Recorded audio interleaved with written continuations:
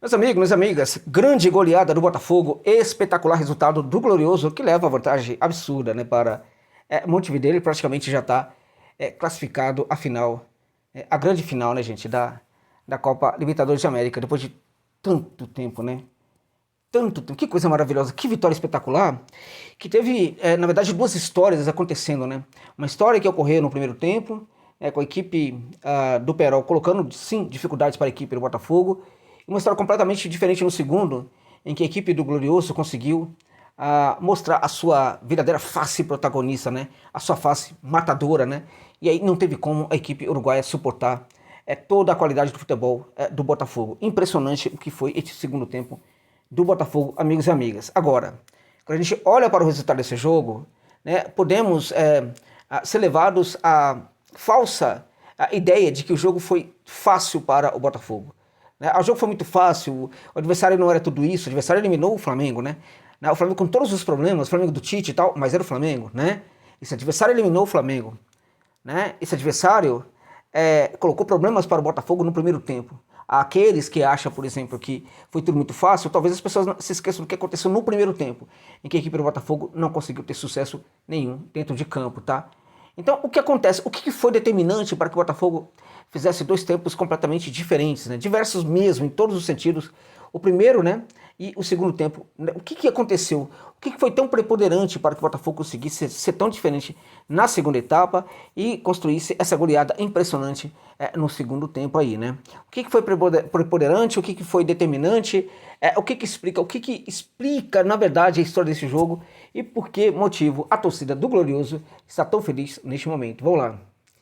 Antes, fazer um parênteses e chamar sua atenção para o fato de que este vídeo tem um patrocínio da OXBet, casa de aposta importante aqui para o meu trabalho, mas também importante para você que aposta, que gosta de fazer uma fezinha. Porque a OXBet, gente, ela é tradicionalíssima, ela é antiquíssima, né? Ela é tradicional e ela é também, né? Também muito respeitável, né?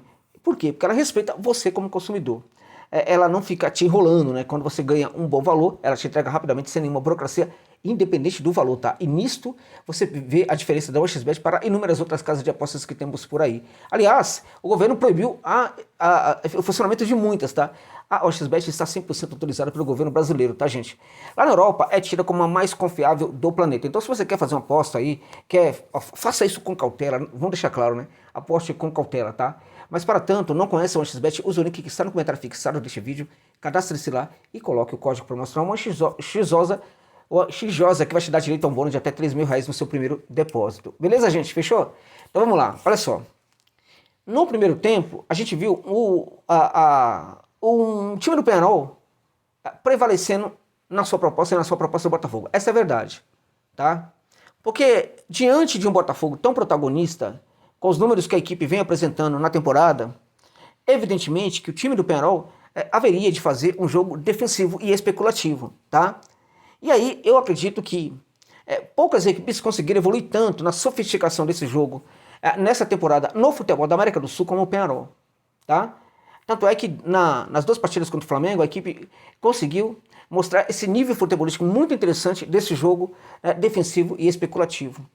E quando a equipe mais poderosa do confronto não consegue fazer gols contra essa equipe, ela acaba vencendo, ela acaba se dando bem. A gente pode falar que ela triunfa, né? E foi justamente o que aconteceu no primeiro tempo. O Penharol conseguiu triunfar em relação ao Botafogo, levando 0-0 para o vestiário. Tínhamos problemas ali na transição? Nem sempre. O Penharol nem sempre dificultava tanto essa transição para a equipe do Botafogo. Tínhamos até mesmo a chegada de alguns volantes, por certo que sim. A gente tinha um volume de jogo do Botafogo chegando muito proximamente ali, próximo à área da equipe do Penharol, mas quando chegava ali, o Penharol colocava toda a sua energia para tentar evitar com que o Botafogo entrasse dentro da sua área. Assim como fez em relação ao Flamengo, em relação a outras equipes nessa temporada, essa equipe do Agui costuma colocar muita gente dentro da área, né? E aí, gente, desafiar o adversário a fazer arremates de fora da área. Em alguns momentos vimos isso acontecendo na primeira etapa, notadamente pelo Luiz Henrique, que aliás, antes de fazer o primeiro gol, vinha muito mal na partida, de certa forma, por aquilo que ele apresenta, pela qualidade de futebol que ele apresenta, ele não vinha jogando absolutamente nada não, tá? Então ele tentou alguns chutes que foram para fora, enfim, mas o Penharol estava arriscando um pouco nisso, porque o Botafogo tem jogadores que conseguem arrematar muito bem de fora da área. Contudo, o jogo atual do Botafogo não é o jogo superado do Flamengo, gente, tá? Essa é a verdade. Ao menos do Flamengo, do Tite, tá? Porque este Flamengo do Felipe Luiz ainda é uma equipe que ainda gera algumas interrogações, dá sinais de que é muito diferente, agora na prática ainda não mostrou totalmente não. Ainda o que a gente tem do Flamengo, ainda é um Flamengo muito do Tite, né, com traços do Felipe Luiz. Felipe Luiz que pode fazer essa equipe jogar de forma muito diferente, muito bacana, mas ainda é algo muito novo, muito incipiente, tá? Então este Botafogo, quando ele joga, ele é um time muito melhor do que aquele Flamengo do Tite. Né? O repertório dessa equipe do Botafogo é muito mais ampla, gente, né? Então o que acontece? O Botafogo, ele não caiu nessa armadilha de ficar chutando só de fora da área. Ele insistiu nessa jogada de associação, de passe curto, de tentativa de infiltração ali ao interior da grande área do Aguirre, que foi um erro do técnico. O técnico do Penharol, gente, tá? É que tá muito bem, o Aguirre, ele foi muito mal na escolha do seu goleiro, que foi mal na partida de hoje. Né? Também falhou, esteve seguro em algumas situações, tá? O curioso disso aí é que durante toda a semana o Aguirre treinou com Guilherme de Amores no gol, tá? Por quê? Porque o Aguirre vem jogando muito bem, é um grande goleiro, mas vem dando sinais aí nas últimas partidas importantes, né, de algumas falhas, né? Então o que acontece? Diante disso, o De Amores é um jogador que vem recebendo ali do técnico assim, a preferência para os jogos maiores. Termina o jogo, inclusive lá no Engenhão, né? E a torcida do Penharol aplaudiu a sua equipe. Por quê? Porque a torcida do Penharol, gente, não é que ela está comemorando um pouco, ela sabe o que fez os seus jogadores dentro de campo, né? O que eles fizeram, na verdade, né? E se eles levaram essa goleada, é porque realmente não teve como, né? Na verdade, eles enfrentaram uma equipe muito melhor, né? E diante dessa equipe muito melhor, não havia o que essa equipe do Penharol pudesse fazer.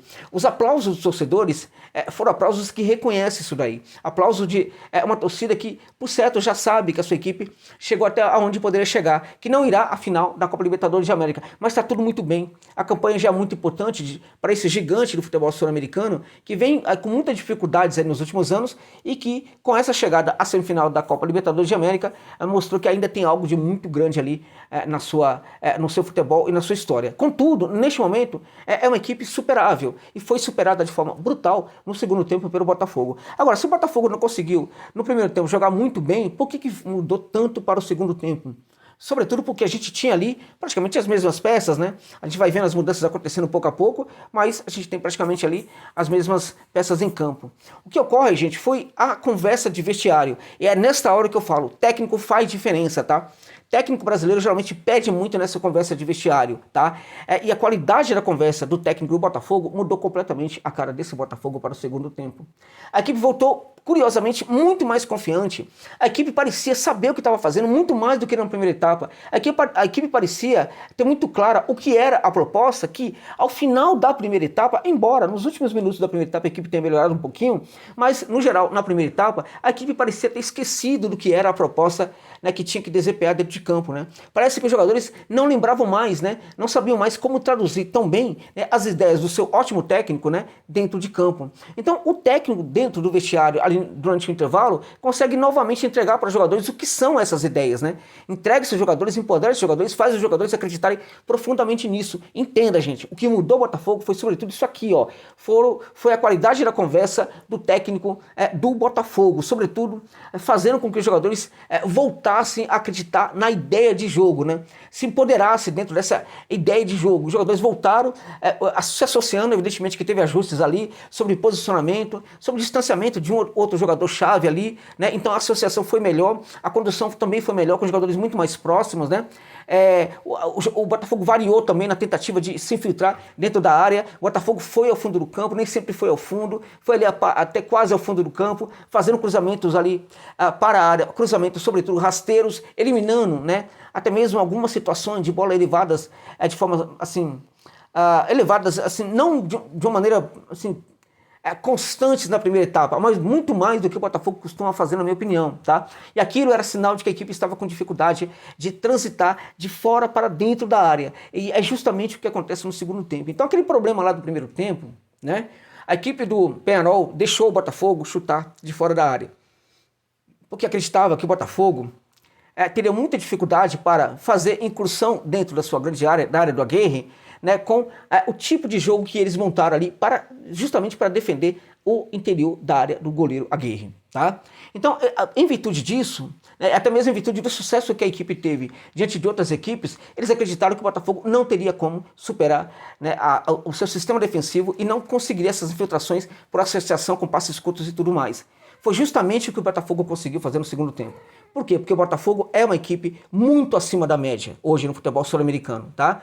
Além do que, esses jogadores estavam empoderados. Se mentalmente eles estavam tanto quanto para baixo na primeira etapa, na segunda etapa eles estavam diferentes. Tanto é que foram, em virtude até mesmo do que aconteceu durante o vestiário. A qualidade da conversa do técnico que novamente empoderou esses jogadores e que novamente trouxe esses jogadores para a ideia de jogo. O que eles deveriam fazer efetivamente dentro de campo. Fez um ajuste aqui, um ajuste ali e alguns jogadores começaram a melhorar. Mesmo o Luiz Henrique no final, né? Passou a jogar muito mais também, né? As substituições também foram muito boas, e aí fez o primeiro gol. O segundo gol também aconteceu rapidamente, foi importante, né? O gol do Barbosa, que é um grande jogador, né? Uma grande contratação do Botafogo, cada vez mais se revela como esse jogador que eu falava que seria quando ele foi contratado, né? Uma enorme contratação, mas também outros jogadores foram muito bem nessa partida, tá? E aí a gente percebe, depois do segundo gol, que a equipe do Penharol tenta sair, mas ainda assim de uma maneira muito, assim, conservadora, de certa forma, né? Sobretudo buscando as jogadas de bola parada, escanteios e assim por diante, tá?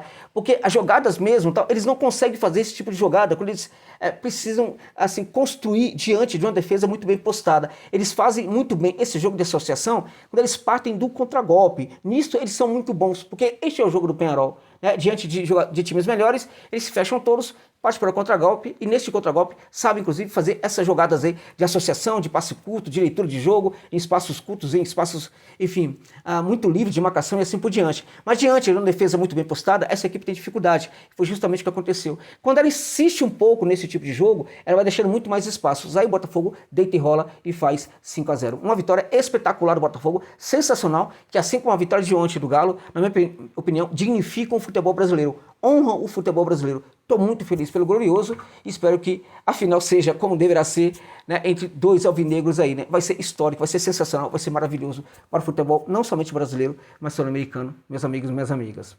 É isso, é isso.